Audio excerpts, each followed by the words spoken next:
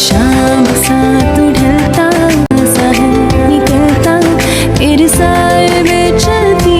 কোনো উপলক্ষ ছাড়াই আজকে আমাদের সোহাগ ফিটনেস জিমে ছিল একটা সুন্দর পার্টির আয়োজন। জিমে জয়েন হবার পর থেকে সবাই ডায়েট চার্ট বেশ ফলো করে চলে, আমিও চলি, তবে মাঝে মাঝে এটা সেটা খেয়ে ফেলি, সেটা তো আমার ভিডিওতে আপনারা দেখেই ফেলেন। ট্রেইনার আপু সহ আমরা যারা জিমে ছিলাম তারা সবাই মিলে অনেক দিন ধরে প্ল্যান করছিলাম একদিন আমরা জিম করব না, জিমকে ফাঁকি দিয়ে সবাই মিলে অনেক আনন্দ করব, গল্প করব, খাওয়া দাওয়া করব। যাই হোক, সবাই মিলে আজকের এই দিনটা ফিক্সড করে একসাথে হয়ে অনেক আনন্দ করলাম। তবে যে সকল আপুরা মিসিং ছিল তাদের জন্য অনেক মন খারাপ হয়েছিল, তাদেরকেও অনেক মিস করেছিলাম। এই যে ধরেন কোথাও কিছু শিখতে গেলে বা কোর্স করতে গেলে ছোট্ট পরিবারের মতো তৈরি হয়ে যাওয়া, নতুন নতুন ভালোবাসার মানুষ পাওয়া, তাদের কাছ থেকে অনেক কিছু শিখতে পারা, এই বিষয়টা কিন্তু আমি অনেক বেশি এনজয় করি। যাই হোক, ভিডিও শুরুতে তো বলেই নিয়েছিলাম কোনো উপলক্ষ ছাড়াই সবাই মিলে একটা জিমে পার্টির আয়োজন করেছি, আর সেই আয়োজনে সবাই মিলে দুপুরে একসাথে খাওয়া দাওয়া করলাম কাচ্চি। এতদিন সবাই আমরা ডায়েটে থাকার পরে